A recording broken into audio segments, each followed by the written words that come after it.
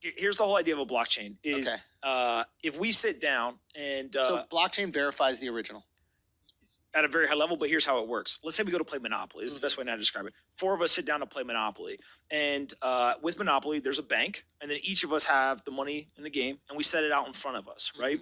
And the reason why Monopoly works is because as we are doing transactions, you owe him money. Bam, I see you hand him the $200. He hands me the money, right? All this stuff. We don't need a fifth person to stand over us and act as the banker or the centralized entity who does all the transactions because there's full transparency. Right? If you ever play with a kid and they put the money under the table, you're like, yo, get that shit up. You're like, I don't know what the fuck you're doing, but like, I don't trust you, right? So when the money's transparently put on the table and then all the transactions happen in front of everybody, we all don't have to trust that it's being done correctly. We can verify it. I saw you give them the $200. I know. Yeah. So a blockchain basically is if we were playing that game and we had a piece of paper and I wrote down every transaction, right? I said, I gave Andrew $200, right? You here. So it's a ledger. But every 10 minutes, I ripped off the piece of paper and I put it to the side. And I said, all right, that was the first 10 minutes of the game. That's all the transactions that happened. And then all of a sudden, we say played for the next 10 minutes. Started a new piece of paper, did it again. Bam, done. I rip off that piece. I stack it on top of the first 10 minutes. We keep playing. We've been playing for 50 minutes. Now there's 5 pieces of paper sitting over here. And you go, you know what?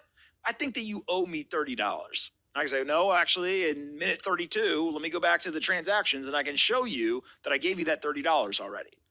That's essentially what a blockchain does. But rather than it be on paper, what it does is every 10 minutes, it takes all of the transactions that happen on the Bitcoin network, and it basically puts it into a block. So it's literally, just think of it almost like in an overgeneralized way, a Excel file, right, of all the transactions.